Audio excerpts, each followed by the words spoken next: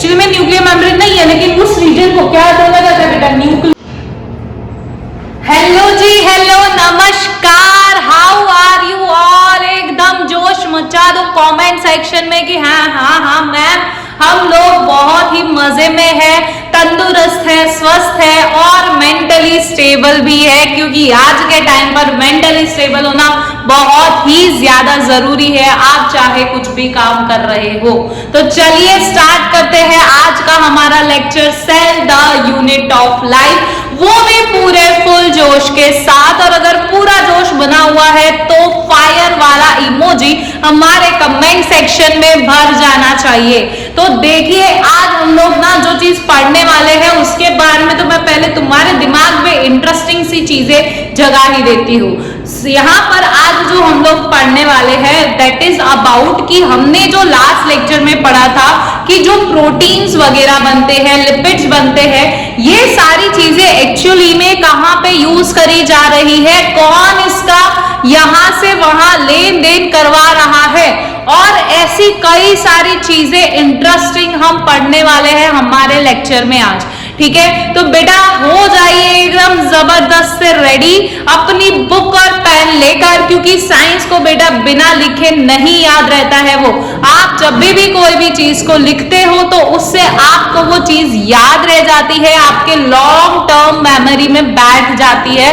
तो बेटा हमेशा आप जो भी चीज पढ़ो, कोई भी, सिर्फ मैं पढ़ाई की बात नहीं कर रही, लेकिन आप कोई भी काम करते हो, whether it is of dancing, आप बोलोगे मैम डांसिंग कहाँ से है, तो आपको डांसिंग का गोल बनाना है कि आज मुझे इतना घंटे प्रैक्टिस करना है, वो चीज तो आप लिखोगे ना, तो आपके माइंड पे क्लिक होगा कि नहीं मुझे ये काम करना है, मैंने ये चीज लिखी थी और मुझे ये आज चीज पूरी करनी है। तो बेटा जब भी आप अपने गोल्स लिखते हो तो उससे आप अपने काम की तरफ फोकस हो जाते हो। तो ऐसी ही प्यारी प्यारी अच्छी अच्छी बातें सीखनी हो तो हमारी चैनल को सब्सक्राइब कर दीजिए, क्योंकि साथ ही साथ कशिश मैम आपको यहाँ पर साइंस करवाने वाले हैं, और जहां पर हम लोग का चल रहा था chapter cell the unit of life. अब जो भी बच्चे नए हैं मैं उनको बता देती हूँ, this channel is totally dedicated to your science subject, जहां पर मैं आपको बहुत ही इंटरेस्टिंग वे में कॉन्सेप्ट बेसिस पे पढ़ाने वाली हूँ। यहाँ पर कोई भी मैं आपको रट्टाफिकेशन करने के लिए नहीं बोलने वाली हूँ, और हर एक चीज हम लोग बहुत अच्छे से समझेंगे, कोई भी चीज को भगाने की कोशिश नहीं करेंगे। अब मुझे जहां तक याद है हमारा ये शायद से पार्ट 4 या फिर 5 ये है हमारा। अब सोचिए कि हमने सेल जैसे चैप्टर के लिए 1 आवर प्लस के लेक्चर बनाए हुए हैं, और जो कि अभी शायद और भी एक्सटेंड हो सकता है, क्योंकि मेरा मानना है जो भी चीज आप पढ़ो उसे ढंग से पढ़ो, जल्दबाजी में नहीं पढ़नी है। ठीक है, तो मैं यहाँ पर हूँ कशिश मैम, जो आपको साइंस करवाने वाले हैं, और आपको चीजें लेक्चर में पता ही लग जाएगी। अब जानते हैं कि आज हम क्या पढ़ने वाले हैं, क्योंकि मैम ने बताया गोल्स जानना बहुत ही ज्यादा जरूरी है। ठीक है, तो आज हम लिख देते हैं हमारे हैशटैग गोल्स। क्या लिख रहे हो हमारे आज? Hashtag goals. बेटा आज जो हम पढ़ने वाले हैं ना वो बहुत ही इंपॉर्टेंट है। अब देखो बेटा, आप सेल वाले चैप्टर को कभी भी नजरअंदाज मत कीजिएगा, क्योंकि आप जब 10th में आओगे ना तो वहां पर भी आप जो चीजें पढ़ोगे उसमें कुछ ना कुछ कंसेप्ट सेल का होगा ही बेटा बायोलॉजी के अंदर। और साथ ही साथ बेटा अब अगर आप 11th 12th में जाते हो, साइंस लेते हो, तो वहां तो बेटा भर भर के आपको सेल के बारे में पढ़ना होगा। तो अगर आपका सेल का बेसिक ही क्लियर नहीं है तो बेटा आप कैसे उन चीजों को पढ़ोगे, कैसे आपको चीजें समझ आएगी। कभी भी देखो बेटा ये ध्यान रखना है कि आप कुछ भी चीज कर रहे हो, आप कोई भी आप एक्टिविटी फॉलो कर रहे हो, उसका बेस जो है वो होना बहुत जरूरी है। आप कोई भी बिल्डिंग बना रहे हो तो बेटा उसका बेस मजबूत होना जरूरी है। अगर बेस ही मजबूत नहीं होगा तो ऊपर आप कितना बनाते जाओ वो नीचे गिर ही जाएगा एक दिन। इसीलिए आपको हमेशा क्या फोकस करना है, बेसिक्स को स्ट्रॉन्ग करने का फोकस करना है, ताकि आप आगे जाकर आपकी जो नींव बन रही है ऊपर आप बढ़ते बढ़ते जा रहे हो वो कभी भी आप नीचे ना हो। तो इसीलिए बेसिक स्ट्रॉन्ग करना बेटा बहुत ही ज्यादा इंपॉर्टेंट हो जाता है, और वो भी साइंस जैसे सब्जेक्ट में। अब आप बोलोगे मैम बेसिक कब स्ट्रॉन्ग करें, तो बेटा यही टाइम है, क्योंकि आप जब 9th-10th में होते हो वही आपका मेन बेस बनता है, यही आपके पूरे यहाँ तक आप जो पढ़े हो 8th स्टैंडर्ड तक उसका पूरा सार आपका 9th-10th में वापस से रिपीट हो जाता है, और वो भी थोड़ा लिटिल बिट ऑफ डिटेल में। अगर आपका बेसिक स्ट्रॉन्ग होगा तो बेटा आप कभी भी नीचे नहीं गिरोगे, आप हमेशा आगे ही बढ़ते रहोगे। तो बेटा चलिए इसी बातों के साथ स्टार्ट करते हैं हमारे गोल्स। सबसे पहले जो है हम लोग आज बेटा पढ़ने वाले, लास्ट लेक्चर में हमने एंडोप्लाज्मिक रेटिकुलम पढ़ लिया था। अगर आपको नहीं पता एंडोप्लाज्मिक रेटिकुलम क्या होता है तो बेटा अभी जाइए और वीडियो को चेकआउट करके अपना पूरा लेक्चर देखिए और अच्छे से समझिए। कुछ भी डाउट्स हो तो कमेंट सेक्शंस में लिखिए, मैं आपके कमेंट्स का आंसर 110% दूंगी, क्योंकि मेरा मानना है हर बच्चे का डाउट क्लियर होना चाहिए, हर बच्चा आगे बढ़ना चाहिए बिना किसी डाउट के। ठीक है, तो बेटा आप पढ़ते जाओगे तो डाउट्स जरूर से आएंगे, ठीक है, और आपके डाउट्स क्लियर होंगे तो आपके कंसेप्ट्स भी क्लियर होंगे। तो चलिए गोल्स में आज हम लोग एंडोप्लाज्मिक रेटिकुलम के बाद बेटा हम पढ़ने वाले हैं आज गोल्गी एपैरेटस। क्या पढ़ने वाले हैं? Golgi apparatus. फिर इसके बाद बेटा हम लोग पढ़ने वाले हैं यहाँ पर लाइसोसोम, ठीक है। फिर इसके बाद बेटा हम लोग पढ़ने वाले हैं अबाउट दी वैक्यूल, एंड इसके अलावा आपके यहाँ पे ऑर्गेनेली और प्रेजेंट है, दैट इज माइटोकॉन्ड्रिया। अब बेटा हमने लास्ट लेक्चर में समझा था कि सेल ऑर्गेनेलीज क्या होती है। जिन भी बच्चों को नहीं पता अभी जाइए अच्छे से समझिए, क्योंकि यही आपका वहां पे बेसिक समझाया हुआ है। नहीं समझ आएगा तो बेटा आप यहाँ पे भी कंसेप्ट क्लियर नहीं कर पाएंगे, ठीक है। तो हमें ये चीजें समझना बहुत ज्यादा जरूरी है, ठीक है। तो माइटोकॉन्ड्रिया और यहाँ पर हमारा आ जाएगा प्लास्टिड्स, ठीक है। तो यहाँ तक बेटा हम लोग ये जो सेल ऑर्गेनेलीज है वो सेल ऑर्गेनेलीज बेटा हम आज कंप्लीट कर लेने वाले हैं। बट बोलोगे मैम बेटा ये जो सेल डिवीजन है वो तो बाकी रह जाएगा, तो यस बेटा, क्योंकि यही चीजें हम जब समझेंगे उसे प्यार से अच्छे से इंटरेस्टिंग वे से समझेंगे, ना ही भगा भगा कर समझेंगे, ठीक है। तो हमें अभी फोकस करना है सेल ऑर्गेनेलीज को समझ के उसे कंप्लीट करने में। और आपको पता ही है कशिश मैम आपको क्वेश्चंस तो करवाने ही वाले हैं, तो कंसेप्ट तो पूरे ही क्लियर हो जाएंगे। तो अभी जो बच्चे हमारे स्टार्टिंग से जुड़े हुए हैं तो बेटा वीडियो के एंड तक बने रहना, क्योंकि आप ही हो जो अपनी किस्मत खुद लिखने वाले हो। क्योंकि बेटा किस्मत भले ही ऊपर से लिखे, अगर आप उस पर एफर्ट्स नहीं मारोगे तो वो आपकी किस्मत का ताला कभी नहीं खुलने वाला, ठीक है। तो चलिए अब स्टार्ट करते हैं हमारे गोल्गी एपैरेटस के साथ। अब बेटा हमने लास्ट लेक्चर में समझा था सेल ऑर्गेनेलीज क्या होती है, ठीक है। सेल ऑर्गेनेलीज जो है वो सिर्फ और सिर्फ कहां प्रेजेंट होती है? यूकैरियोटिक ऑर्गेनिजम्स में प्रेजेंट होती है। कहां प्रेजेंट होती है? यूकैरियोटिक ऑर्गेनिजम्स में प्रेजेंट होती है, ठीक है। पर ये सेल ऑर्गेनेलीज में सबसे पहला हमने किसके बारे में पढ़ा था बेटा? एंडोप्लाज्मिक रेटिकुलम के बारे में पढ़ा था। किसके बारे में समझा था? Endoplasmic reticulum. अब समझा था नेटवर्क लाइक स्ट्रक्चर प्रेजेंट होता है, ठीक है। फिर उसके अंदर जो दो काम होते हैं, दो टाइप्स होते हैं। अब मैं यहाँ पर जिन जिन बच्चों ने लास्ट लेक्चर अच्छे से अटेंड किया है उन बच्चों को मैं बोलना चाहूंगी कि अभी का जो ये लेक्चर हमारा चल रहा है इसमें मैं आपको 3 क्वेश्चंस दे रही हूँ। इन 3 क्वेश्चंस का आपको आंसर कमेंट बॉक्स में देना है। सबसे पहला आपको लिखना है एंडोप्लाज्मिक रेटिकुलम का फंक्शन, दूसरा क्वेश्चन है आपका एंडोप्लाज्मिक रेटिकुलम के टाइप्स, और तीसरा क्वेश्चन है आपका प्रोकैरियोट्स और यूकैरियोट्स के कोई भी 2 डिफरेंस। अब बेटा आप सोचोगे मैम आपने ये क्वेश्चंस क्यों दिए? क्योंकि बेटा ये क्वेश्चंस जो है वो एग्जाम पॉइंट ऑफ व्यू से काफी ज्यादा इंपॉर्टेंट है और ये आपके एग्जाम्स में आने के चांसेस बहुत ज्यादा रहते हैं। इसीलिए मैंने ये क्वेश्चंस आपको दिए हैं ताकि आप जब कमेंट में लिखोगे आपको उसी वक्त वो चीजें याद हो जाएगी और आपके एग्जाम में बेटा एक भी मार्क्स नहीं कटने वाला, ठीक है। तो चलिए स्टार्ट करते हैं अभी गोल्गी एपैरेटस के बारे में।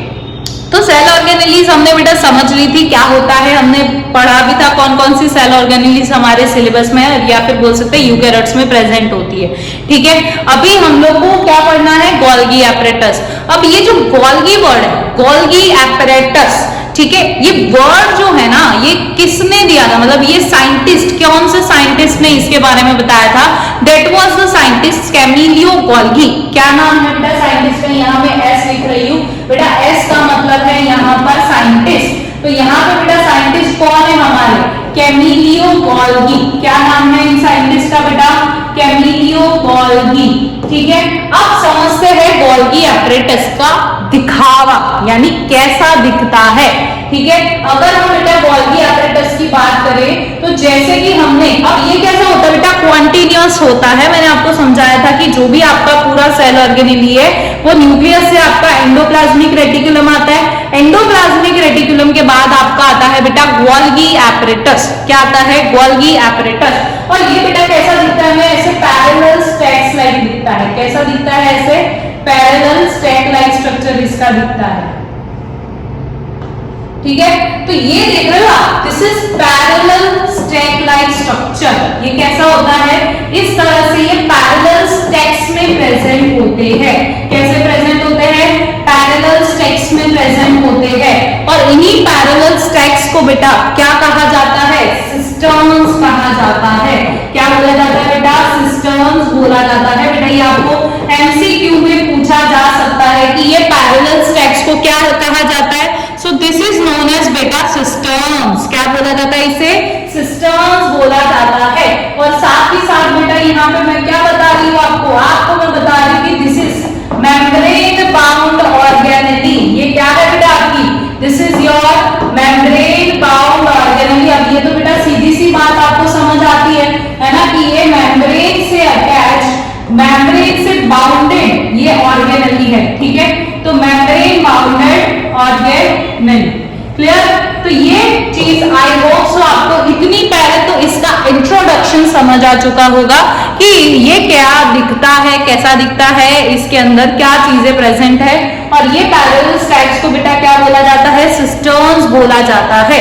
अब हमने बेटा फंक्शन समझना है। अब क्या समझना है बेटा, हमें फंक्शंस समझने हैं किसके, गोल्गी एपरेटस के, किसके, गोल्गी एपरेटस के। अब बेटा फंक्शंस की बात करें ना तो गोल्गी एपरेटस जो होता है अब कहां पर प्रेजेंट, आप खुद बताइए, एंडोप्लाज्मिक रेटिकुलम के बाद प्रेजेंट है। कब, कहां प्रेजेंट है, एंडोप्लाज्मिक रेटिकुलम के बाद। अब ये गोल्गी का काम क्या होगा, अब आपको पता है कि एंडोप्लाज्मिक रेटिकुलम क्या बनाता था, प्रोटीन्स बनाता था और लिपिड्स बनाता था। तो इन्हीं प्रोटीन्स और लिपिड्स बन तो गए, क्या आपको उसके अपने पास रखेगा एंडोप्लाज्मिक रेटिकुलम, नो, वो अपने खुद के पास में नहीं रखता है। वो क्या करेगा, जो भी टारगेट साइट है, जहां पर भी जरूरत है सेल के बाहर या सेल के अंदर, उधर भिजवाने का कोशिश करेगा। ठीक है, तो वहां भिजवाने के लिए उसे कुछ तो सिस्टम चाहिए कि भाई तू पैकेज कर, मतलब ऑब्वियस ही बात है, जैसे आप एक बिजनेस वुमेन हो या फिर बिजनेसमैन हो, ठीक है, आप बिजनेसमैन होगा तो वो तो एक्चुअली काम नहीं करेगा, बट उसके अंडर में जो लोग बैठे हैं, जो काम कर रहे हैं, क्या काम होगा, प्रोडक्ट लिया, प्रोडक्ट मैन्युफैक्चर किया, ठीक है, बनाया, उसे बनाने के बाद उसकी क्या होती है बेटा, पैकेजिंग होती है। और उस पैकेजिंग करने के बाद उसे क्या किया जाता है, वहां सिटी में सेल करा जाता है, या तो सिटी से बाहर भी प्रोडक्ट को भिजवाया जाता है सेल करने के लिए। इसी तरह यहाँ पर भी है कि जो भी सेल के बाहर अगर जरूरत है या सेल के अंदर जरूरत है, जहां पर भी चीजों की जरूरत है, यानी यहाँ चीजें कौन है, हमारा प्रोडक्ट कौन है, यहाँ पे प्रोटीन्स और लिपिड्स। तो ये जो हमारे प्रोटीन्स और लिपिड्स बने उनको भिजवाना होगा जहां पर भी जरूरत है। ठीक है, तो इसका सबसे पहला काम अगर हम बात करें तो बेटा क्या होता है, इनका मेन 3 काम आपको याद रखने हैं। ठीक है, S P and T। क्या होता है ये SPT, तो सबसे पहला इसका काम क्या बेटा, स्टोरेज। क्या काम है, स्टोरेज। फिर P से पैकेजिंग, P से पैकेजिंग, और T से बेटा होता है इसका ट्रांसपोर्ट। ठीक है, ट्रांसपोर्ट करवाना, या तो फिर बेटा हम यहाँ लिख सकते हैं डिस्पैच करवाना। ठीक है, तो यहाँ गोल्गी एपरेटस के बेटा 3 काम है। एक ये करता है स्टोरेज, यानी कि जो भी प्रोटीन्स लिपिड्स आ रहे हैं अभी जैसे किसी को जरूरत नहीं है तो उसको स्टोर करके रखना यानी स्टोरेज। फिर क्या है, अगर जरूरत आ गई तो उसको पैक करके भिजवाना पड़ेगा ना, ऐसे ही तो नहीं भिजवा देंगे, अरे भाई चलो ले जाओ, है ना, वरना लुटेरे लुटेरे लुट ले जाएंगे, ये वाली चीज हो जाएगी। ठीक है, तो यहाँ पे क्या करना पड़ेगा बेटा, पैकेजिंग करना पड़ेगा, उसे पैक करना पड़ेगा और फिर उसके बाद क्या करना पड़ेगा, उसे डिस्पैच या फिर ट्रांसपोर्ट या फिर उसे हम बोल सकते हैं कि जहां जरूरत है वहां भिजवाने के लिए भेज दिया जाता है। तो दिस इज हाउ यहाँ पे एसपीटी वर्क करता है, यानी स्टोरेज, पैकेजिंग एंड ट्रांसपोर्टेशन या फिर डिस्पैच, ये काम हो गए। इसके अलावा बेटा इसका एक और काम है, that is modification of proteins. ठीक है, या तो फिर आप अभी सीधा लिख रहे हैं मॉडिफिकेशन। अब आपको पता है मॉडिफिकेशन का मतलब क्या होता है? मॉडिफिकेशन का मतलब होता है कि कोई भी चीज जो पहले से तो बनी हुई है लेकिन उसको और सुधारना और अच्छा बनाना और वो काम कर सके वैसा बनाना, उसे मॉडिफिकेशन बोला जाता है। तो सेम चीज यहाँ पर भी होती है कि जो प्रोटीन्स वगैरह बनते हैं तो उसके अंदर जैसे कोई भी कमी रह गई है तो उस कमी को पूरा करने का काम कौन करता है बेटा? गोल्गी एपरेटस करता है। तो ये काम क्या हो गया इसका बेटा? मॉडिफिकेशन। तो ये पहले तीन काम, स्टोरेज, पैकेजिंग एंड डिस्पैच, फिर उसके बाद और क्या काम है बेटा? आगे से जो भी प्रोटीन्स आ रहे हैं कुछ कमी रह गई है तो उसको मॉडिफाई करना, यानी कि बेटा यहाँ क्या हो जाता है? मॉडिफिकेशन। क्या आएगा? मॉडिफिकेशन। अब बेटा यहाँ आपके मन में एक क्वेश्चन जरूर आना चाहिए कि मैम हम जैसे पैकेजिंग बॉक्सेस के अंदर करते हैं वैसे ही ये भी कोई ना कोई ऐसी चीज होगी ना जिसके अंदर ये पैकेजिंग करता होगा। तो यस बेटा, ये जो पैकेजिंग करता है ना वो पैकेजिंग करता है वेसिकल्स के फॉर्म। किसमें? वेसिकल्स। तो बेटा ये क्वेश्चन भी एग्जाम में आ सकता है, तो ध्यान रखना है कि पैकेजिंग किस फॉर्म में करा जाता है? वेसिकल्स के अंदर करा जाता है। ठीक है, ताकि आपको ये फंक्शन समझ आ गया। इसके अलावा बेटा एक और फंक्शन है कि जो ये हमारा गोल्गी एपरेटस है, कुछ केसेस में, I am using the word in some cases, कुछ केसेस के अंदर, हर केस में नहीं, इन कुछ केसेस, है ना, इन सम केसेस ये क्या करता है? कभी कभार ये सिंपल शुगर से कॉम्प्लेक्स शुगर भी बनाने की ताकत रखता है। यानी कि यहाँ पर ये जो गोल्गी एपरेटस है वो कभी कभार, in some cases, I am mentioning here, ठीक है, मैं यहाँ मेंशन कर रही हूँ, इन सम केसेस, कुछ केसेस में बेटा ये क्या करता है? सिंपल शुगर्स बना, सिंपल शुगर जो होती है उससे ये कॉम्प्लेक्स शुगर्स बना सकता है। क्या कर सकता है? कॉम्प्लेक्स शुगर्स बना सकता है। ठीक है, तो ये तो हो गया हमारा इसका फंक्शन। ठीक है, पहले तीन समझ आए, फिर उसके बाद हमने मॉडिफिकेशन पढ़ा, फिर हमने क्या पढ़ा कि कुछ केसेस इधर क्या होता है? सिंपल शुगर जो होती है वो कॉम्प्लेक्स शुगर में चेंज हो सकती है। इसमें गोल्गी एपरेटस में। ठीक है, तो ये काम हो गए हमारे। फिर इसके बाद गोल्गी एपरेटस जो है वो आगे क्या बनाता होगा? अब हमने पढ़ा एंडोप्लाज्मिक रेटिकुलम, अब एंडोप्लाज्मिक रेटिकुलम के बाद आया क्या? Golgi apparatus. तब गोल्गी एपरेटस के बाद बेटा क्या आएगा हमारा? लाइसोसोम। क्या आता है? लाइसोसोम। ठीक है, तो गोल्गी एपरेटस जो होता है अब ये क्या बनाता है? लाइसोसोम बनाता है। तो ये क्या लिखेंगे इसका एक और फंक्शन कि this is involved in the formation of lysosome. ठीक है, ये क्या बनाता है? इसके आगे की organelle, that is the lysosome, that is formation of lysosome. तो बेटा आपको एमसीक्यू में पूछा जा सकता है कि भाई लाइसोसोम नाम की ऑर्गेनेली जो है उसको बनाने का काम किसका है? हमारे गोल्गी एपरेटस भाई साहब का है। ठीक है, तो आई होप सो पहले तो आपको ये चीजें समझ आ चुकी होगी। गोल्गी एपरेटस जो होता है वो क्या है आपका? किसने बताया था? कैमिलियो गोल्गी साइंटिस्ट ने बताया था। ये क्या है? आपकी मेम्ब्रेन बाउंड ऑर्गेनेली। ये जो पैरेलल स्टेक्स जैसा स्ट्रक्चर होता है जिसको हम क्या बोलते हैं? सिस्टर्स बोलते हैं। ठीक है,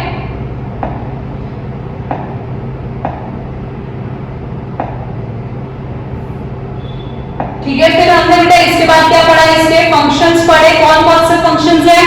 SPT, storage, packaging and transport. अब ये पैकेजिंग किस फॉर्म में करता है? वेसिकल्स में। ठीक है। फिर ये मॉडिफिकेशन कर सकता है, कुछ केसेस में ये सिंपल शुगर्स को कॉम्प्लेक्स शुगर्स में कन्वर्ट कर सकता है और ये लाइसोसोम का फॉर्मेशन करता है। तो बेटा इतनी चीज आई होप सो आपको पहले तो दिमाग में बैठ जानी चाहिए, समझ आ जानी चाहिए, क्योंकि हमने इसको बहुत ही अच्छे से समझ लिया है और रिवाइज भी मैंने आपको साथ साथ करवा दिया है। अब बात करते हैं बेटा किसकी, लाइसोसोम की, है ना। इसके बाद जो हमारी सेल ऑर्गेनेली आती है that is lysosome.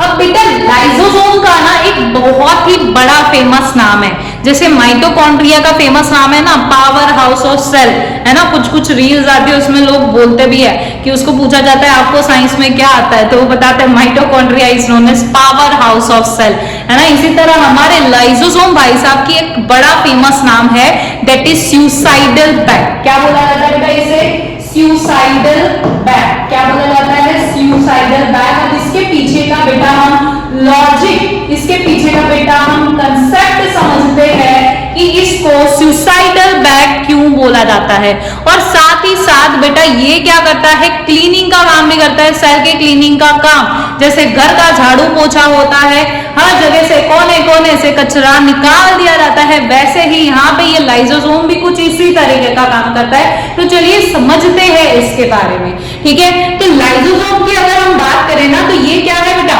Membrane bound sac है। क्या है, मेम्ब्रेन बाउंड सैक। सैक का मतलब क्या होता है, कोई गोल सी चीज, ठीक है। तो यहाँ पे बेटा ये क्या है आपका मेम्ब्रेन बाउंड सैक है। क्या है, मेम्ब्रेन बाउंड सैक, ठीक है। और मेम्ब्रेन बाउंड सैक है, ठीक है। जैसे समझो इस तरीके का ये structure, this is your sac. लेकिन ये बेटा सैक जो है ना वो ऐसे ही नहीं पड़ा है, ये सैक के अंदर भरे हुए हैं डाइजेस्टिव एंजाइम्स। क्या बेटा भरा हुआ है इसके अंदर, this is filled, this membrane bound sac are filled with the digestive enzymes. ये किससे भरे हुए हैं बेटा, डाइजेस्टिव एंजाइम से। अब आप बोलोगे कि मैम इसके अंदर डाइजेस्टिव एंजाइम्स आए कहां से, है कि नहीं क्वेश्चन, कि इसके अंदर ये डाइजेस्टिव एंजाइम्स आए कहां से।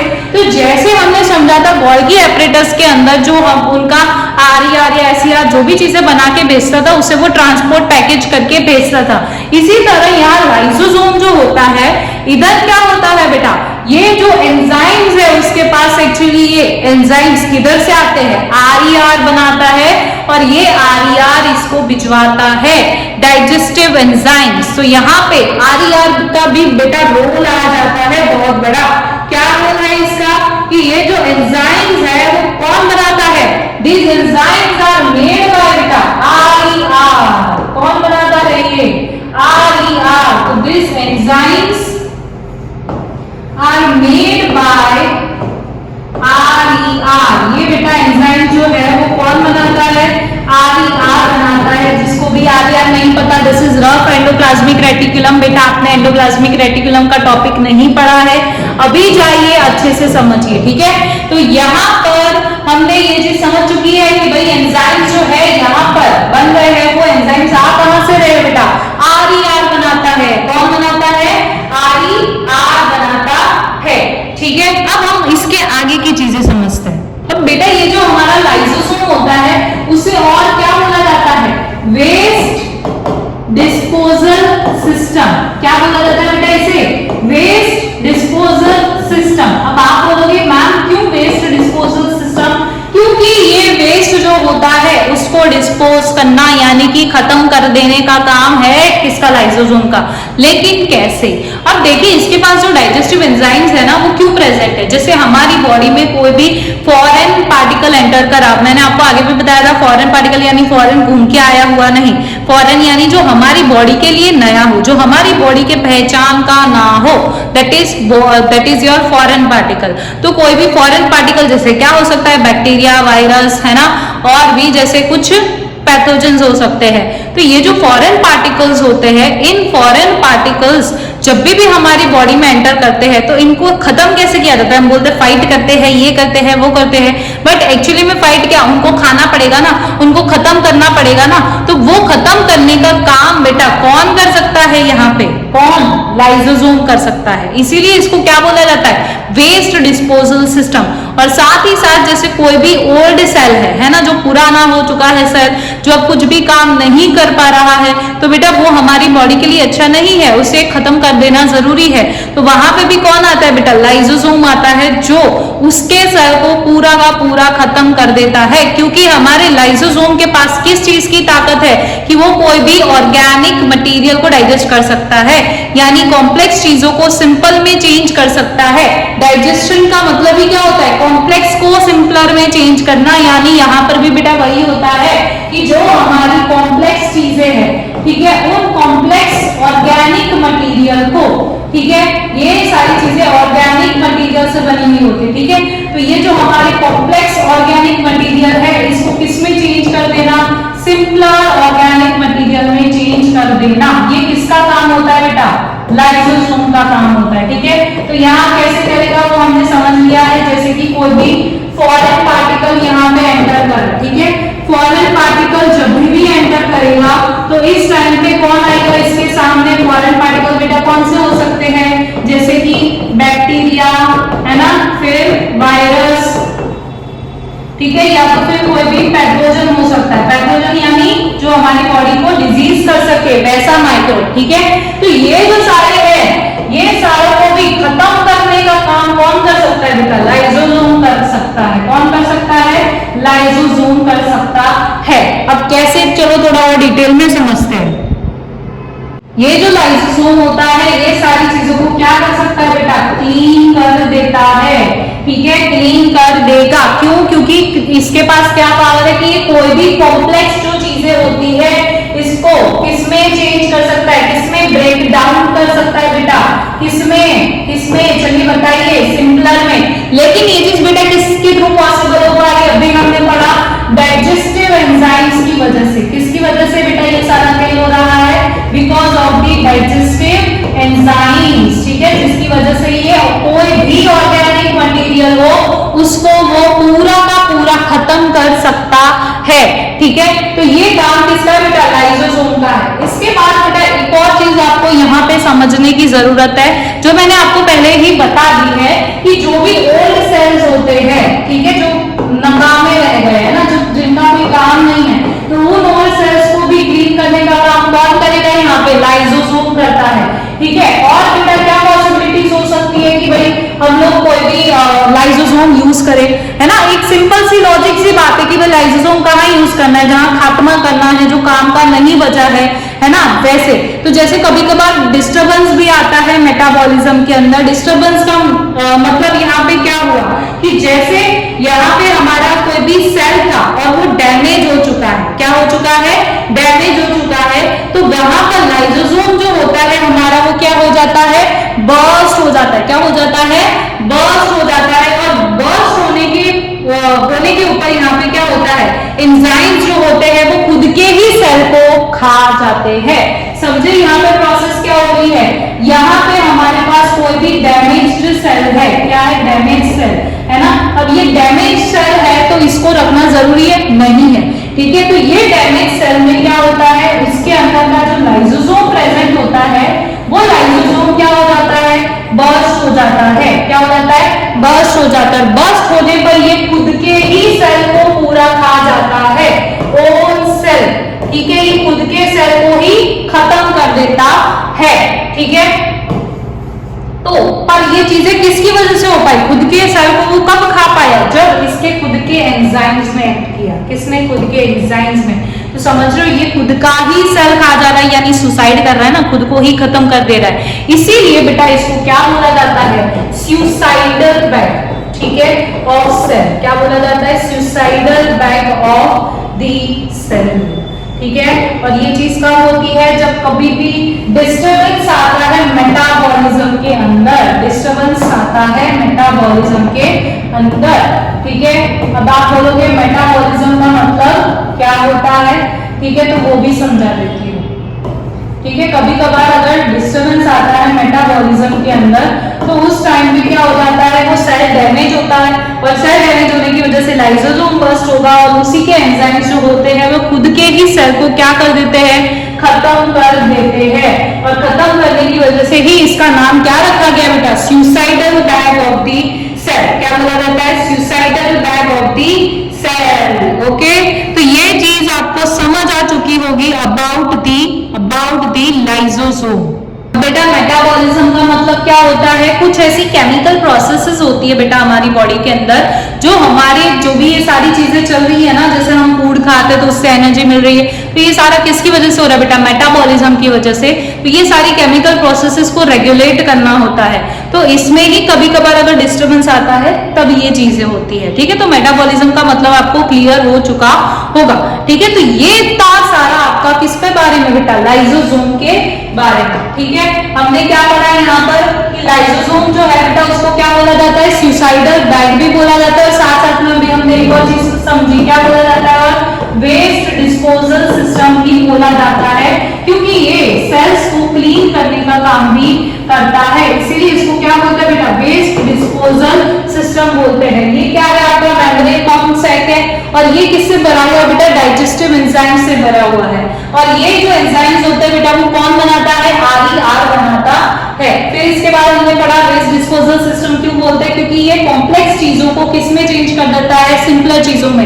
ये कोई भी ऑर्गेनिक मटेरियल है उसको पूरा का पूरा खत्म करने की ताकत रखता है। और फिर हमने पढ़ा कि जो फॉरेन पार्टिकल्स कोई भी एंटर करे, जैसे बैक्टीरिया, वायरस, पैथोजेंस कोई भी हो, तो उसको भी क्लीन करने का काम किसका, बेटा, लाइसोसोम। ठीक है, और हमने पढ़ा कि जो भी ओल्ड सेल्स है तो उनको भी खत्म करना जरूरी है, तो वो भी करेगा। और साथ में मेटाबॉलिज्म के अंदर कभी डिस्टर्बेंस आता है तो उस टाइम पे ये डैमेज सेल्स बन जाते हैं और यहाँ पे लाइसोसोम बर्स्ट होके उसके खुद के एंजाइम्स खुद के सेल को खत्म कर देते हैं, इसीलिए इसको क्या बोलते हैं बेटा, suicidal bag of the cell. बेटा मे भी ये लेक्चर लंबा हो जाए लेकिन आपको पढ़ने में जरूर मजा आएगा, क्योंकि ये टॉपिक से बेटा इतने इंटरेस्टिंग है। सेल जैसा चैप्टर बेटा आपको बहुत ही जरूरी है। सोचो आपकी पूरी बॉडी उससे बनी हुई है, इसका सारा फंक्शंस ये मेंटेन कर रहा है, तो आपको ये तो पता ही होना चाहिए कैसे हो रहा है, और आपको जानने का इंटरेस्ट भी जरूर होना चाहिए, तभी आपको पढ़ने में यहाँ पर मजा आएगी। बेटा लाइसोसोम के बारे में तो आप समझ चुके हैं, अब समझते हैं हम लोग माइटोकॉन्ड्रिया के बारे में। कुछ इसको बड़ा गलत प्रोनाउंस करते हैं, लेकिन बेटा आपको गलत नहीं प्रोनाउंस करना है। This is known as mitochondria. क्या बोलते हैं, माइटोकॉन्ड्रिया। अब ये माइटोकॉन्ड्रिया तो अभी मैंने आगे आपको इसकी फेमस नाम बताया, अभी क्या था बेटा, बताओ जल्दी, क्या नाम है इसका, yes you know that, yes yes yes, क्या नाम है, power house of the cell. क्या बोला जाता है बेटा इसको, power house of the cell. अब बेटा हमने अभी समझा था चीजों को कि बेटा जो भी साइंस में टर्म्स पढ़ते हैं उसका कोई ना कोई मीनिंग सीधा आपको पता ही होता है, उसका एक कंसेप्ट होता है। जैसे लाइसोसोम में पढ़ा हमने, उसके सारे फंक्शन किस बेसिस पे थे, डाइजेस्ट करने के बेसिस पे थे। इसी तरह यहाँ माइटोकॉन्ड्रिया जो है बेटा उसका भी काम क्या होता है, पावर हाउस ऑफ सेल बोल रहे। क्यों बोल रहे, पावर मतलब कि एनर्जी, तो यहाँ पे ये एनर्जी जनरेट करने का काम करता है कौन, माइटोकॉन्ड्रिया। बट इसके पहले स्ट्रक्चर के बारे में बेटा हम लोग अच्छे से समझते हैं। जैसे कि ये हमारा हम बोल सकते हैं mitochondria something looks like this, ठीक है। और इसके अंदर बेटा क्या होती है, इनर में एक मेम्ब्रेन प्रेजेंट होती है, एक और जो कि कुछ फोल्डेड होती है। कैसे होती है, ऐसे फोल्डेड प्रेजेंट होती है, ठीक है, समझ गए। तो ये कैसी है बेटा, डबल मेम्ब्रेन है, आप समझ लो, double membrane bound organ, bound तो नहीं है, ठीक है, ये बाउंड नहीं है, डबल मेम्ब्रेन स्ट्रक्चर है इसका। कैसा है ये, डबल मेम्ब्रेन है, डबल मेम्ब्रेन, ठीक है, मतलब इसके पास दो प्रेजेंट है। उधर आगे कैसी थी बेटा, एक ही थी, और यहाँ पे ये कैसी है, डबल मेम्ब्रेन है, ठीक है। तो ये क्या है आपकी डबल मेम्ब्रेन, ठीक है, इसके पास प्रेजेंट होता है, ये डबल मेम्ब्रेन ऑर्गन नहीं है, ठीक है। ये बाहर वाली जो है बेटा, क्या है ये बाहर वाली, ये कौन सी है, आउटर। ये आउटर कैसी है आपकी, नॉर्मली प्रेजेंट है, लेकिन ये वाली इनर कैसी है आपकी, डीपली फोल्डेड है ना, पूरी अच्छे से अंदर की तरफ पूरी ये फोल्डेड है। सो दिस इज बेटा डीपली फोल्डेड। कैसी है ये,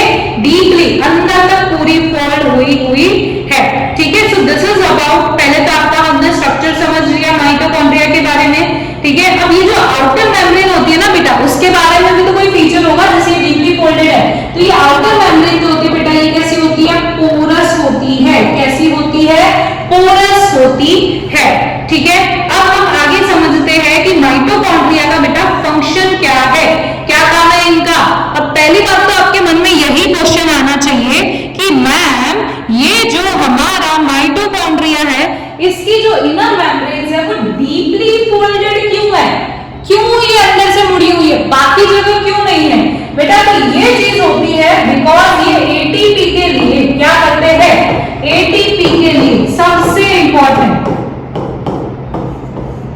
सितारा लगा दो बेटा इस एटीपी पे, ये एटीपी के लिए सरफेस एरिया बढ़ाती है, इसके लिए यहां पर क्या प्रेजेंट है, ये डीपली फोल्डेड है। ये आपको गिव रीजन में पूछा जा सकता है कि माइटोकॉन्ड्रिया की इनर लेयर जो है वो डीपली फोल्डेड क्यों है, ठीक है? तो एटीपी के लिए सरफेस एरिया बढ़ाना होता है, ये क्या करता है, सरफेस एरिया को इंक्रीज करता है एटीपी के लिए, इसलिए इसकी जो इनर मेम्ब्रेन होती है वो कैसी होती है बेटा, डीपली फोल्डेड होती है।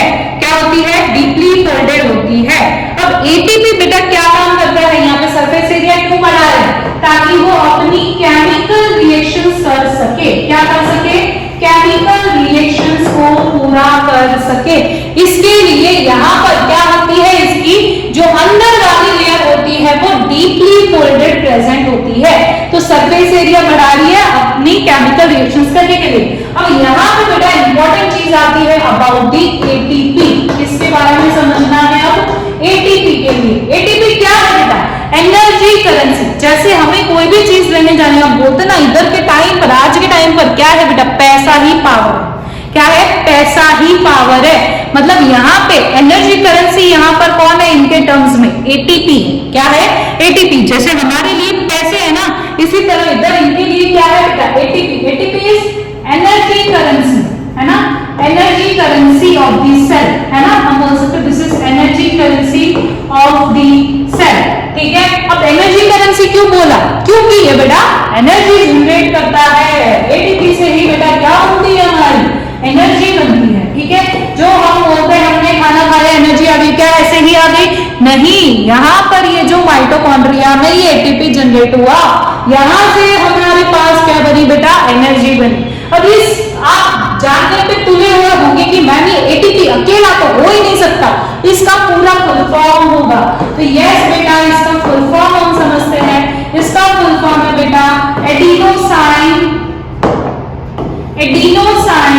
ट्राइफॉस्फेट। क्या नाम है इसका पूरा, एडिनोसाइन ट्राइफॉस्फेट। क्या नाम है बेटा, एडिनोसाइन देख रहे हो, यस, इसका नाम क्या है बेटा, एडिनोसाइन ट्राइफॉस्फेट। सितारे लगा दो बेटा, एग्जाम में इसका फुल फॉर्म भर भर के पूछा जाता है। क्या है नाम इसका, एडिनोसाइन ट्राइफॉस्फेट। अब बेटा मैंने आपको जो चीजें अभी समझाई वही मैंने यहाँ पर आपके लिए लिख दिया है कि एटीपी जो होता है वो क्या है, हमें एनर्जी जो भी चाहिए होती है, केमिकल एक्टिविटीज हमारी बॉडी में होती है, वो करने के लिए एनर्जी चाहिए। वो एनर्जी कहाँ से आती है बेटा, हमारे एटीपी से आती है। दूसरा, एनर्जी जो स्टोर होती है ना एटीपी के अंदर, वो क्या क्या काम कर सकती है। पहला तो ये केमिकल कंपाउंड्स कोई भी बनाने हो हमारी बॉडी के अंदर तो उसमें ये हेल्प करेगा, और भी जो मैकेनिकल वर्क है वो करने में भी कौन हेल्प करता है बेटा, हमारे एटीपी करता है, ठीक है। तो ये बात हो गई हमारी किसके बारे में, कि ये एटीपी भाई साहब क्या काम करते हैं। लेकिन बेटा हमें एक और चीज, हाँ, यहाँ पर बेटा हमें एक और चीज समझनी है, माइटोकॉन्ड्रिया की एक स्पेशलिटी समझनी। क्या समझनी है बेटा, स्पेशलिटी समझनी है। चलिए समझते हैं इसकी स्पेशलिटी, है ना। हम इसकी स्पेशलिटी की बात करें ना बेटा, तो ये तो पहले तो स्पेशलिटी में तो पहला हमने समझ लिया कि भाई ये एनर्जी जनरेट करता है।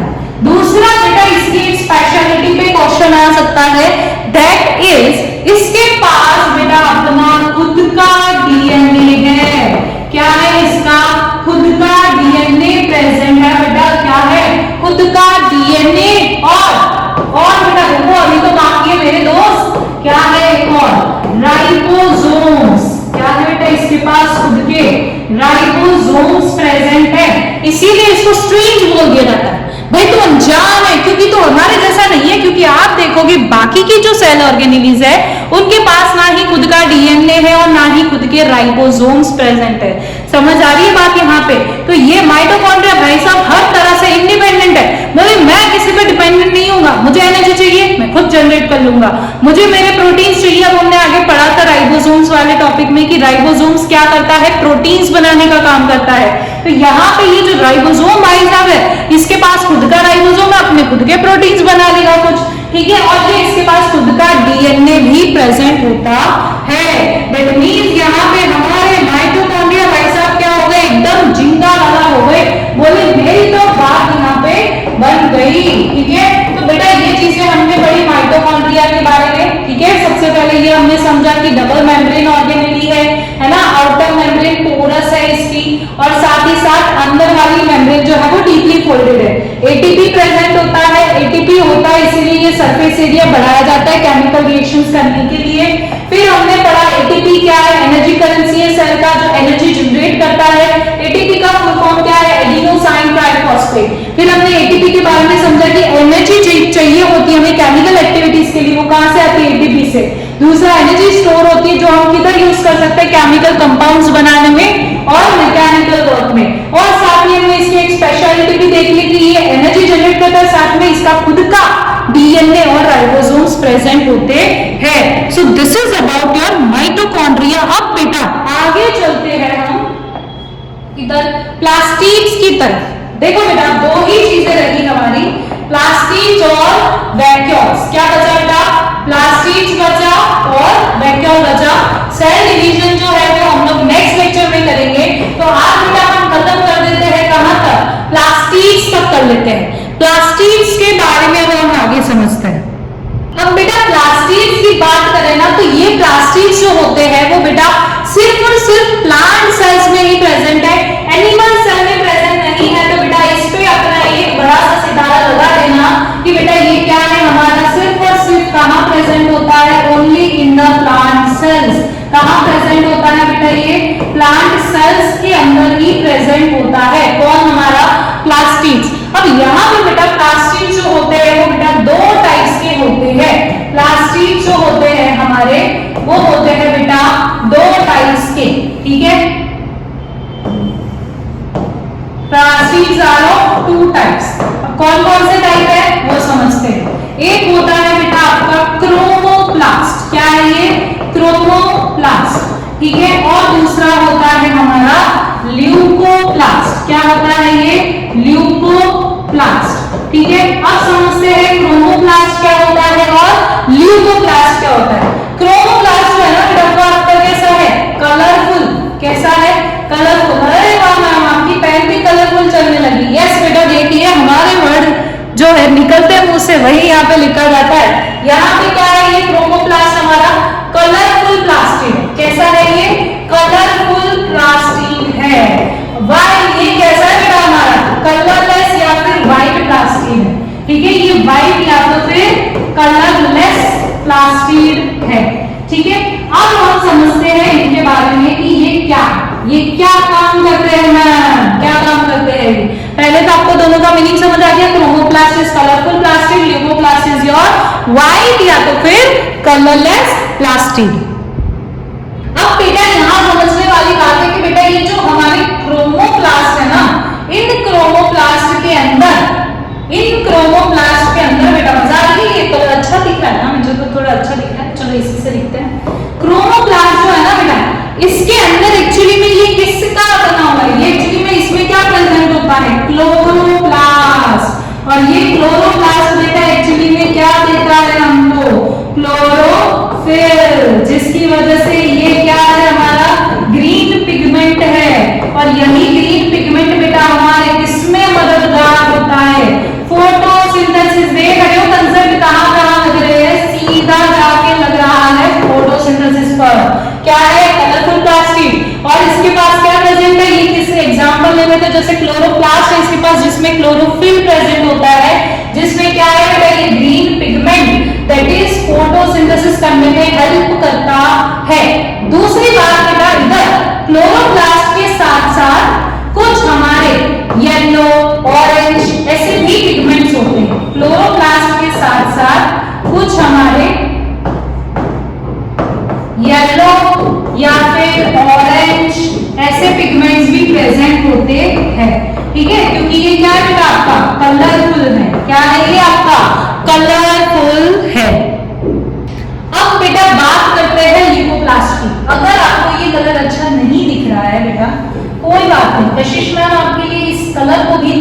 लेंगे।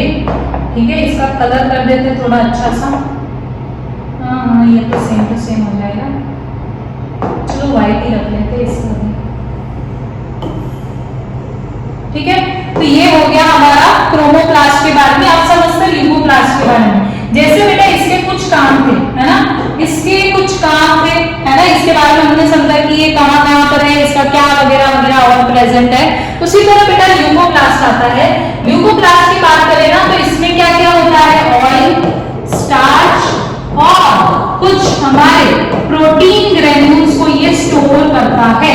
क्या करता है, स्टोर करने का काम करता है बेटा कौन, ल्यूकोप्लास्ट, है ना, स्टोर करने का काम करता है कौन हमारा बेटा यहाँ पे, ल्यूकोप्लास्ट। तो आई होप सो पहले तो आपको यहाँ पे क्रोमोप्लास्ट और ल्यूकोप्लास्ट के बारे में समझ में आ चुका होगा। अब बेटा क्लोरोप्लास्ट के बारे में हम थोड़ा सा डिटेल में पढ़ेंगे।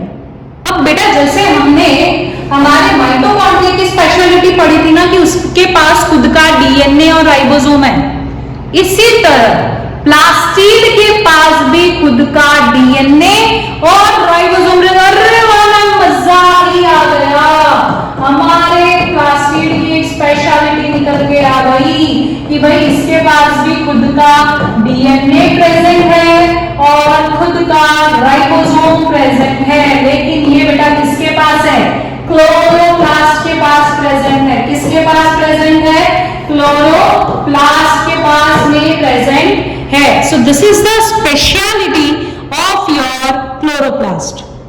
अब देखिए बेटा ये हमारा क्या है, यहाँ पे क्लोरोप्लास्ट है बेटा, ये क्या है हमारा क्लोरोप्लास्ट है। ठीक है, ये क्लोरोप्लास्ट का डिब्बा हमने जब खोला तब हमें इसके अंदर कुछ चीजें दिखी। अब आपको ये जो स्पेस दिख रही है यहाँ पे, ये स्पेस को हम बेटा क्या बोलते हैं, स्ट्रोमा बोलते हैं। क्या बोलते हैं, स्ट्रोमा कहते हैं। ठीक है, ये क्या है, इनर मेम्ब्रेन दिख रहा है। जैसे कि हमारी माइटोकॉन्ड्रिया जो वो डबल मेम्ब्रेन थी, इसी तरह बेटा प्लास्टिड्स भी कैसे होते हैं हमारे, यहाँ पे क्लोरोप्लास्ट भी कैसा है, डबल मेम्ब्रेन प्रेजेंट है। प्लास्टिड्स नहीं बोलेंगे, क्लोरोप्लास्ट बोलेंगे। क्लोरोप्लास्ट हमारा डबल मेम्ब्रेन है, एक इनर मेम्ब्रेन है और ये दिख रही है ये एक आउटर मेम्ब्रेन प्रेजेंट है। बाकी इसके पास भी इस तरह के ऐसे स्टैक लाइक स्ट्रक्चर्स प्रेजेंट होते हैं, जहां पर ये एक जो होता है ना, ये एक, इस एक को हम बेटा क्या कहेंगे, थाइलाकॉइड्स कहते हैं। क्या कहते हैं, थाइलाकॉइड्स कहते हैं। और यहाँ पे ये जो पूरा अगर ऐसे जत्था उठा लो, जैसे कॉइन का एक पूरा बंच उठा लो, तो ये पूरे कॉइन के बंच को हम क्या कहते हैं बेटा, थाइलाकॉइड के पूरे बंच को क्या कहेंगे, ग्रैनम कहते हैं। क्या कहते हैं, ग्रैनम। ठीक है, हालांकि आपके क्लोरोप्लास्ट के बारे में इतना डिटेल नहीं है, बट आपको समझा दिया, कभी क्वेश्चन आ जाए तो आप कर सके। ठीक है, तो बेटा ये क्या था आपके किसके बारे में, प्लास्टिड्स के बारे में। अब बात करते हैं वैक्यूल्स के बारे में। अब वैक्यूल्स के बारे में आपने काफी बार नाम सुना भी होगा, और आपको पता है वैक्यूल्स का मेजर काम क्या है बेटा, वैक्यूल्स का काम होता है स्टोर करना, या तो कहीं पर इसका काम होता है डाइजेस्ट करना। ठीक है, तो अब हम इसके बारे में समझते हैं वैक्यूल्स के। ओके बेटा, अब समझते हैं हम लोग वैक्यूल्स के बारे में। हमने यहाँ पर ये चीजें लिख ली है ताकि आपका थोड़ा टाइम यहाँ पर कम कंज्यूम हो और आप समझने में ज्यादा ध्यान दें। ठीक है, अब हम समझते हैं वैक्यूल्स के बारे में। मैंने आपको पहले ही बता दिया कि इसका काम क्या है बेटा, स्टोरेज का काम है। So this is your storage set. अब किन चीजों को ये स्टोर कर सकता है, चाहे वो बेटा सॉलिड हो या चाहे वो लिक्विड हो। तो बेटा यहाँ पर सॉलिड और लिक्विड दोनों ही चीजें क्या होती है, स्टोर होती है।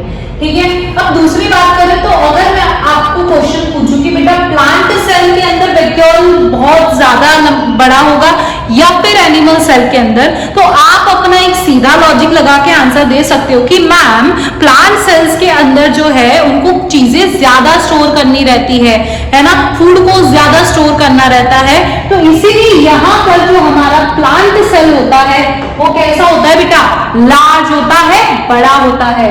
While as comparison to animal cell, जिसमें हमारा वैक्यूल जो है वो कैसा होता है, छोटा होता है as comparison to animal cell. ठीक है, बिकॉज एनिमल्स जो है वो घूमते रहते हैं तो उनकी एनर्जी कंज्यूम होती रहती है, ज्यादातर चीजें उनकी स्टोर्ड नहीं रहती है, मतलब कम चीजें स्टोर करता है एनिमल सेल। समझ आ रही बात, क्योंकि हम घूमते हैं, हमारी मूवमेंट मूवमेंट ज्यादा है तो एनर्जी यूज होती जाती है, लेकिन इनको तो कहीं पे भी घूमना नहीं है, तो इनका जो फूड है वो इनके अंदर स्टोरेज जो है वो ज्यादा रहती है। समझ आई बात? तो इसीलिए इनका वैक्यूल जो है वो कैसा होता है, बड़ा। और ऐसा देखा गया है कि प्लांट सेल्स जो होते हैं उनके अंदर वैक्यूल जो है वो कम से कम 50 to 90% ऑफ स्पेस वैक्यूल लेता है। कितना? 50 to 90% स्पेस कौन कंज्यूम करता है? वैक्यूल। बेटा इस पे क्वेश्चन बनता है कि प्लांट सेल के अंदर ज्यादा होगा वैक्यूल या फिर एनिमल सेल के अंदर। एक और ऐसा ही क्वेश्चन बेटा मैं आपसे पूछ लेती हूँ कि माइटोकॉन्ड्रिया जो होता है वो प्लांट सेल के अंदर ज्यादा होगा या एनिमल सेल के अंदर? तो आप अपनी प्यारी प्यारी बुद्धि लगा के बता देंगे आंसर कि मैम माइटोकॉन्ड्रिया जो है वो एनिमल सेल्स के अंदर ज्यादा होंगे। तो आप अपना दिमाग लगा के बता ही चुके हो, तो रीजन भी बता दो। तो यस, रीजन क्या होता है कि मैम इसके अंदर माइटोकॉन्ड्रिया जो है वो एक्चुअली क्या काम करता है? एनर्जी जनरेट करने का काम करता है। और जो एनिमल सेल्स होते हैं यानी एनिमल्स जो होते हैं उनको मूवमेंट ज्यादा करनी होती है, तो उनकी एनर्जी भी ज्यादा यूज होगी, तो माइटोकॉन्ड्रिया भी ज्यादा होंगे। सिंपल सी बात है। प्लांट सेल्स की बात करें तो प्लांट सेल्स क्या है? उनको ज्यादा मूवमेंट नहीं करनी है। अब ज्यादा मूवमेंट नहीं करनी है दैट मीन्स उनको ज्यादा एनर्जी की जरूरत नहीं है, यानी माइटोकॉन्ड्रिया कम प्रेजेंट होते हैं। नंबर्स की बात हो रही है, ठीक है, as comparison to animal cell. Okay, तो ये बात हमें मैम क्लियर हो चुकी। एक और चीज, वैक्यूल्स जो होते हैं that is full of cell sap. Full of cell sap, cell sap का मतलब इसमें फ्लूइड प्रेजेंट होता है, ठीक है, जिसको हमने क्या कहा है यहाँ पर? सेल सैक कहा है।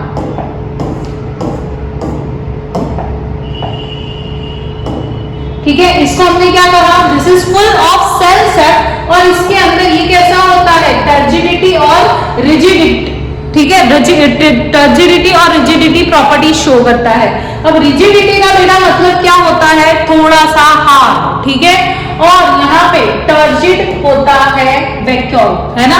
अब दूसरी बात आती है कि अब जो भी चीजें इंपॉर्टेंट रहती है प्लांट्स के अंदर उनकी लाइफ के अंदर, तो इसीलिए उन चीजों को वो क्या करता है? स्टोर करता है। क्या करता है? स्टोर करता है। अब किन चीजों का स्टोर करता है बेटा उसको भी आपको ध्यान रखना है, जैसे कि अमीनो एसिड्स, कुछ शुगर्स है, प्रोटीन और कुछ ऑर्गेनिक एसिड्स जो है उनको स्टोर करके रखा जाता है। किधर बेटा? वैक्यूल्स के अंदर। कहाँ स्टोर किया जाता है? वैक्यूल्स के अंदर। किनको स्टोर किया जाता है?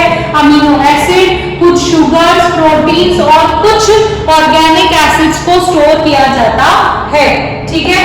तो बेटा यही था हमारा वैक्यूल्स के बारे में। अगर हम यहाँ पे सेल डिवीजन की बात करें तो बेटा वो हम करेंगे हमारे नेक्स्ट लेक्चर में बहुत ही मजेदार तरीके से, बहुत ही अच्छे से, ठीक है। And thank you very much. लिखने से पहले बेटा हमें क्या करना है? यहाँ पे क्वेश्चन प्रैक्टिस करनी है। क्या करनी है बेटा? क्वेश्चन प्रैक्टिस करनी है। तो चलिए अब हम स्टार्ट करते हैं हमारी क्वेश्चन प्रैक्टिस। ये हमारा लेक्चर हो चुका है। अब आपको पता है बेटा क्वेश्चन प्रैक्टिस करना बहुत ही ज्यादा जरूरी है, क्योंकि आप कोई भी एग्जाम अटेंड करो, अगर आपकी प्रैक्टिस नहीं है तो आप वहां पे फेल हो जाओगे, है ना। या तो फिर आप अपना पूरा एफर्ट नहीं डाल रहे हो बेटा क्वेश्चन प्रैक्टिस में, तो फिर आपके मार्क्स बहुत ही कम आएंगे। यहाँ मैं मार्क्स से बेटा कंपेयर करना ही नहीं चाहती। आप लाइफ के अंदर जाओगे तो वहां मार्क्स नहीं काम आने वाले, वहां पर आपकी ये जो आप पढ़ने के दौरान अपनी हैबिट्स डेवलप कर रहे हो वो यहाँ पे काम आने वाली है। जैसे कि आप अगर प्रैक्टिस नहीं कर रहे हो तो आप कोई भी फील्ड में जाओ, वहां पे आपको प्रैक्टिस करने की इच्छा नहीं होगी, आप प्रैक्टिस नहीं कर पाओगे।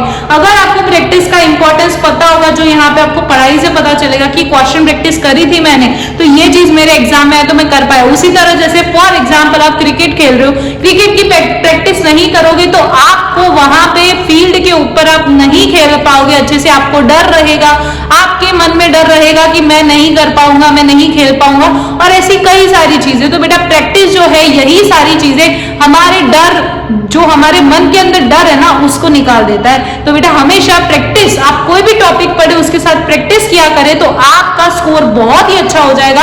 आपको कोई 10-10 घंटे पढ़ने की जरूरत नहीं है, खाली 2 घंटे पढ़ो, लेकिन उस 2 घंटे में टॉपिक पढ़ रहे हो तो उसका प्रैक्टिस जरूर से करें। जैसे क्रिकेट में आपके कोच ने आपको बैट से खेलना सिखाया, ऐसे बॉल मारी जाती है या ऐसे बॉलिंग करी जाती है, ठीक है। तो अगर आपने उसकी प्रैक्टिस नहीं करी तो उस सीखने का क्या मीनिंग रहा बेटा? आपको नहीं आने वाला। तो सेम चीज यहाँ पर भी है, आप टॉपिक पढ़ रहे हो तो उसके साथ आपको प्रैक्टिस करनी बहुत ही जरूरी है।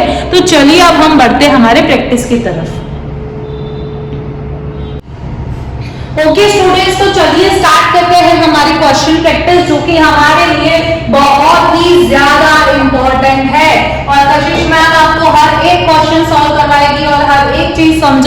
बिल्कुल भी टेंशन लेने की जरूरत नहीं है। आपका कोई भी डाउट हो तो कमेंट सेक्शन आपके लिए ओपन है, वहां जाइए अपना डाउट मेंशन कीजिए, मैं आपको विद एक्सप्लेनेशन आपको समझाऊंगी। फर्स्ट है who coined the term cell. बेटा सेल के बारे में किसने बताया था, उसकी टर्म जो है वो किसने दी थी, तो मैंने आपको फर्स्ट लेक्चर में समझाया था बेटा, रॉबर्ट हुक नाम के साइंटिस्ट ने क्या किया था, टर्म जो है जो सेल की वो दी गई थी। ठीक है, आप जाइए, अगर आपको नहीं पता ये सारी चीजें तो फर्स्ट लेक्चर जाइए, अच्छे से समझिए, बहुत मजा आएगा। Which of the following is considered the power house of cell? बेटा अभी हमने पढ़ा पावर हाउस ऑफ सेल यानी एनर्जी जनरेट कौन करेगा बेटा, mitochondria. Cell wall in plant cells is primarily composed of, और जो प्लांट सेल होता है उसकी जो सेल वॉल है बेटा किससे बनी हुई होती है, that is made up of cellulose. ठीक है, next the jelly like substance present inside the cell. बेटा आपको पता है जेली लाइक सब्सटेंस जो सेल के अंदर जो फ्लूइड फिल्ड स्पेस है दैट इज नोन एज, आपको पता है क्या है, साइटोप्लाज्म। क्या आएगा बेटा, साइटोप्लाज्म। ये nucleus, cytoplasm, option C vacuole है, ऑर्गेनेली है। ठीक है, तो बेटा क्या आएगा आंसर इधर, cytoplasm. Which cell organelle is known as the suicidal bag? अभी हमने डिटेल में समझा suicidal bag किसे कहा जाता है, अरे मैम हमें तो क्वेश्चन पढ़ते ही आंसर आ गया, lysosome.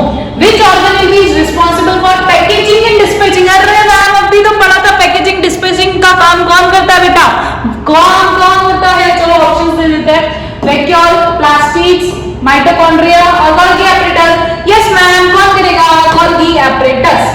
Okay, next which of the following options represents prokaryotic cell? इसमें से कौन सा प्रोकैरियोटिक सेल है बेटा, मतलब जिसकी न्यूक्लियर मेम्ब्रेन जो है वो वेल डिफाइंड नहीं है, जिनके पास ऑर्गेनेलीज नहीं है। ये अमीबा, बैक्टीरिया, फंजाई या फिर ह्यूमन चीक सेल। बेटा ह्यूमन चीक सेल तो हमारे यूकैरियोट्स में आएगा। ठीक है, यहाँ पे कौन आएगा बेटा, हमारा यहाँ पे अमीबा आएगा। क्या वो प्रोकैरियोटिक सेल जो है वो है, क्या वो है, नो दिस इज बैक्टीरिया। क्या आएगा बेटा आंसर, बैक्टीरिया। नेक्स्ट बढ़ते हैं,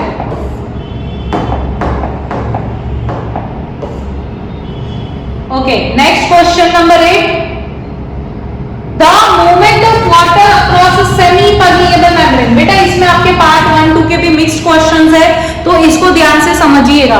ठीक है, movement of water across a semi permeable, semi permeable यानी कुछ चीजों को आने देगा कुछ चीजों को नहीं आने देगा।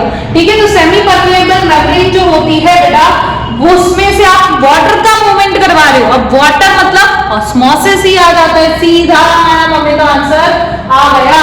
विच of the following is absent in an animal cell? अब आपको पता होना चाहिए एब्सेंट कौन सा होता है, सेल मेम्ब्रेन। बेटा सेल मेम्ब्रेन तो होती है, cell wall no, animal cell के पास सेल वॉल होता नहीं है, प्लांट सेल के पास सेल वॉल होता है, बैक्टीरिया के पास होता है, माइटोकॉन्ड्रिया तो होता है, वैक्यूल्स भी होते हैं। क्या आएगा आंसर बेटा, सेल वॉल नहीं होता। वैसे क्वेश्चन आते हैं ना बेटा, ऐसे सर्कल कर लिया करो, इंपॉर्टेंट चीज क्या है, एब्सेंट ढूंढना।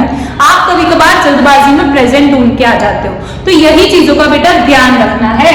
What are the sites of protein synthesis? You know, protein synthesis कौन करेगा, राइबोसोम, यस, वैक्यूल्स, लाइसोसोम या फिर प्लास्टिड्स। क्या आएगा बेटा answer, ribosome. Very easy question.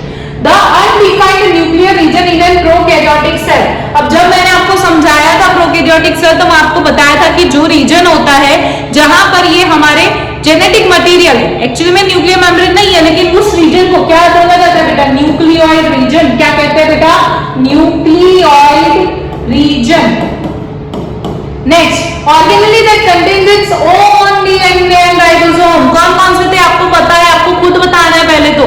एक था हमारा क्लोरोप्लास्ट, एक था हमारा माइटोकॉन्ड्रिया। ऑप्शन देख लेते, lysosome no, Golgi apparatus no, mitochondria yes, vacuole no. क्या आएगा answer, mitochondria. Which of the following is considered brain और control centre of this cell? अब जो सारी चीजों को कंट्रोल करता है कौन है बेटा, वो आपका न्यूक्लियस। कौन है जी, nucleus. A plant cell shrinks in a hypertonic solution। Hypertonic का मतलब बेटा क्या होता है, जैसे ये हमारी प्लांट सेल, ठीक है, और इसके आर पार का जो एरिया वो हाइपरटोनिक है। हाइपर मतलब ज्यादा और टोनिक यानी कंसंट्रेशन ज्यादा है यहाँ पर, मतलब सॉल्ट जो है एज कंपैरिजन टू ज्यादा है और पानी समझो कि यहाँ पर क्या है हमारा, कम है। तो इस फिनोमिना में जो हमारा प्लांट सेल है वो कर जा रहा है। क्यों श्रिंक करेगा? क्योंकि बाहर पानी कम है, तो यहाँ पे क्या होगा, पानी बाहर निकलेगा यहाँ सेल, यहाँ हमारे प्लांट सेल से, तो ये क्या होता है बेटा, श्रिंक हो जा रहा है। ठीक है, तो इस प्रोसेस को बेटा, इस फिनोमिना को हम क्या कहते हैं, प्लाज्मोलाइसिस कहते हैं। क्या इसे डिफ्यूजन कहेंगे बेटा? नहीं कहेंगे। ठीक है, फिर नेक्स्ट, क्योंकि वाटर की मूवमेंट जब होती है तब हम क्या कहते हैं, उसमें ऑस्मोसिस कहते हैं। ठीक है, फिर यहाँ पे ऑस्मोसिस आएगा, नहीं आएगा। यहाँ पे प्लाज्मोलाइसिस आएगा, यस, यहाँ पे क्या आता है, प्लाज्मोलाइसिस। ठीक है, मैंने आपको समझाई हुई है प्लाज्मोलाइसिस की प्रोसेस, अभी आपको नहीं पता है तो जाइए और अच्छे से समझिए। ठीक है, which organelle provides turgidity and rigidity, अभी पढ़ा, वैक्यूल जो होता है वो हमें टर्जिडिटी और रिजिडिटी प्रोवाइड करता है। Next, one word questions, which organelle is responsible for lipid नाम आते ही क्या आना चाहिए, एससीआर यानी स्मूथ एंडोप्लाज्मिक रेटिकुलम, है ना। हमने एंडोप्लाज्मिक रेटिकुलम के दो टाइप्स पढ़े थे, एक स्मूथ होता है और एक रफ होता है। Who proposed the cell theory? Cell theory के बारे में किसने बताया था बेटा? स्लाइडन एंड स्वान। बेटा ये क्वेश्चंस काफी इंपॉर्टेंट है, आपको प्रैक्टिस करनी है। ठीक है, What do you call the thread-like structure found inside the nucleus that carry hereditary information? अब मैंने न्यूक्लियस वाले पार्ट में समझाया था कि जो हेरिडिटरी इंफॉर्मेशन लेकर चलता है ना, और जो थ्रेड-लाइक स्ट्रक्चर है कुछ इस तरीके का बेटा। ठीक है, और इसी को बेटा हम क्या बोलते हैं, क्रोमैटिन या तो फिर chromosome. What does ATP stands for? ATP किसके लिए होता है बेटा? आगे फुल फॉर्म बोला था, इंपॉर्टेंट क्वेश्चन है, एडिनोसाइन ट्राइफॉस्फेट। ठीक है, नेक्स्ट, ओके बेटा, यहाँ पे इसमें हम ये भी लिख सकते हैं, डीएनए भी लिख सकते हैं। ठीक है, What is the energy currency of cell? Very easy, energy currency कौन है भाई? ATP है। Who discovered the free living cells in pond water? Pond water में किसने निकाला था? इन्होंने एक्चुअली माइक्रोस्कोप के बारे में बताया था, that is Anton von Leeuwenhoek. Next, what are the membrane bound fluid filled sacs of the cell called as? हमने अभी पढ़ा, जो fluid filled sac होता है बेटा उसे हम क्या कहते हैं? वैक्यूल्स बोलते हैं। क्या बोलते हैं? वैक्यूल्स बोलते हैं।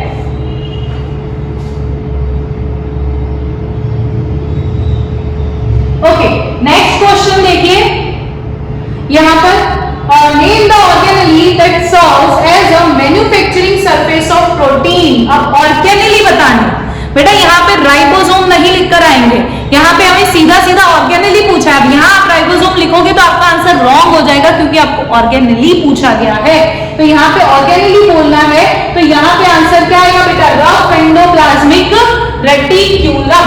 Next, Which type of plastid is colorless? अभी पढ़ा, दो टाइप के होते हैं, क्रोमो और ल्यूको। क्रोमो हमारा क्या होगा बेटा?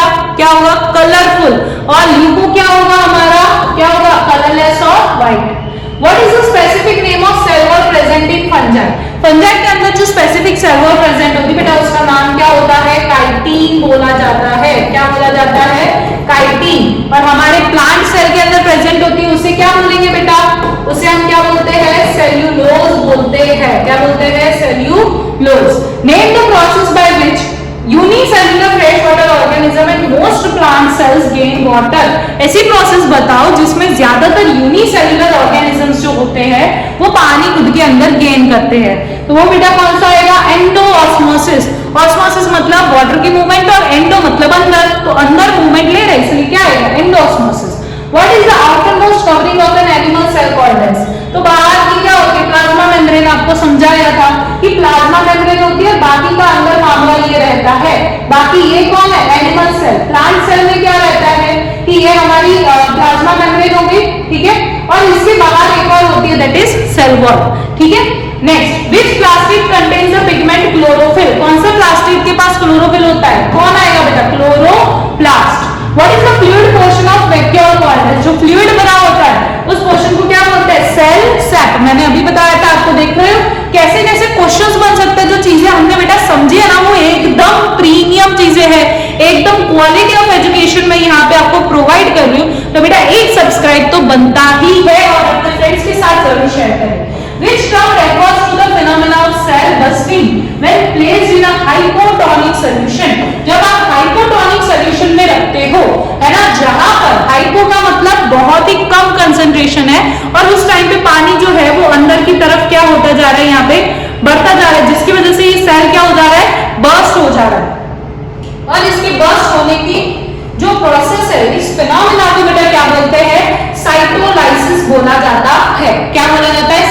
लाइसिस। लाइसिस का मतलब क्या होता है? ब्रेक होना, और साइटो यानी अंदर का मामला, जो फ्लूइड फिल्ड स्पेस है वो, ठीक है। तो this is known as cytolysis. तो बेटा यहाँ कंप्लीट होते हैं हमारे 30 क्वेश्चंस, और आपने देखा होगा कि जो जो चीजें हमने पढ़ी उसमें से ही क्वेश्चंस बनते हैं, और इतनी अच्छे से मैंने आपको शॉर्ट नोट्स के फॉर्म में बनवाया है। बेटा जो बच्चे नए हैं, मैं आपको बता देना चाहती हूँ कि मेरा टीचिंग टेक्निक्स मैं आपको समझाना चाहती हूँ, ताकि आप मेरे साथ बैठ के बहुत अच्छे से पढ़ पाए, इंटरेस्ट में पढ़ पाए। मैं यहाँ पे एक्सप्लेनेशन के साथ आपको रिवीजन करवाती हूँ, रिवीजन के साथ आपको शॉर्ट नोट्स बनवाती हूँ। और शॉर्ट नोट्स क्यों बनवाना जरूरी है? बिकॉज एग्जाम के टाइम पर आपका सबसे बड़ा हथियार यही बनता है, क्योंकि यही चीज आपको रिवीजन करवाती है। आप 9th में आ गए हो बेटा, आप एनसीईआरटी के पन्ने पढ़ोगे क्या लास्ट एग्जाम के टाइम पर? बताओ मुझे, क्या एनसीईआरटी के पन्ने पढ़ोगे, एक एक लाइन पढ़ने बैठोगे एग्जाम के टाइम पर? नहीं। उस टाइम पे आपके पास ऐसी चीज होनी चाहिए जो आपको क्या करे, फटाफट क्विक रिवीजन करवा सके। आपको सारी चीजें यहाँ पे जो मैंने सारी चीजें समझाई है ना बेटा, आप एनसीईआरटी खोल के देख लो, एक भी लाइन यहाँ पर मेरी स्किप नहीं हुई है। मैंने एक लाइन यहाँ पर आपको एक्सप्लेन करी, और एक पॉइंट मेरे नोट्स में प्रेजेंट है। और अगर आप ये नोट्स चाहते हो तो मेरे इंस्टाग्राम पर आप आकर फॉलो करो, और हमें डीएम कर सकते हो नोट्स बाय कशिश मैम करके, मैं आपको नोट्स पूरे शेयर कर दूंगी, ठीक है। और दूसरी चीज यहाँ पर शॉर्ट नोट्स के साथ मैं यहाँ पे आपको क्वेश्चन प्रैक्टिस भी करवा रही हूँ, ताकि आपके कंसेप्ट जो है बेटा वो और क्लियर होते जाए, आपको चीजें अच्छे से समझ आए। और बेटा अगर कुछ भी डाउट्स बचते हैं तो हमारा कमेंट सेक्शन जो है वो ओपन ही है, आप वहां पर अपना डाउट्स डालिए, मैं आपको वहां पे आंसर करूंगी। और आप क्या चीजें चाहते हैं इसके अंदर, क्या और कुछ ऐड होना चाहते हैं कि मैम हमें ये चीजें कुछ समझ नहीं आ रही, या फिर कुछ आप मैम एक्स्ट्रा ये चीजें करवा दो, या ये चैप्टर तो बेटा अभी सीरीज चलने वाली है, सारी चीजें सारे चैप्टर्स आने वाले हैं। तो आप अगर चाहते हैं तो आप कमेंट भी जरूर कीजिएगा, जो भी चीज आप चाहते हैं, ठीक है। So thank you so much. हम अब इतनी मेहनत लगी है बेटा, सब्सक्राइब जरूर कर दीजिएगा, लाइक कीजिएगा, शेयर कीजिएगा अपने फ्रेंड्स के साथ। और आप अगर मेरे साथ ऑफलाइन पढ़ना चाहते हैं तो आ जाइए बापा सीताराम चौक नवा नरोड़ा में, ठीक है। यहाँ पर बेटा मैं आपको समझा देती हूँ। सबसे पहले यहाँ पे सेम एक्सप्लेनेशन, रिवीजन, आपके क्वेश्चन प्रैक्टिस, यहाँ पे आपको डेली प्रैक्टिस पेपर भी दिया जाएगा जिसको आपको सॉल्व करना रहेगा, आपकी मिस्टेक्स पता चलेगी।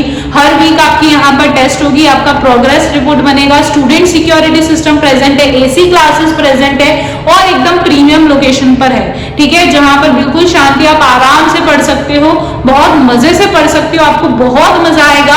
आप एक बार आके देखिए, अभी फ्री क्लासेस बेटा चल रही है, सो कम ऑन एंड आप अपने ड्रीम तक पहुंचने में हमारी जो भी हेल्प लग रही है हम करने के लिए पूरी तरह से रेडी है। बस आप एक बार कमेंट में लिख दीजिएगा, आप जो भी लिखना चाहे, आप जो भी चाहते हैं आप लिख सकते हैं कि मैम हमें ये चीजें चाहिए, हमें ये चीजें नहीं मिल पा रही, आप हमें ये प्रोवाइड करिए, तो मैं वो सारी चीजें आपको प्रोवाइड करने की अपनी तरफ से पूरी कोशिश करूंगी। एंड इसी के साथ चलिए बेटा समाप्त करते हैं आज का हमारा पूरा lecture. Thank you so much, पधारिएगा जरूर वापस से हमारे नेक्स्ट लेक्चर में, that is the cell division. Thank you so much.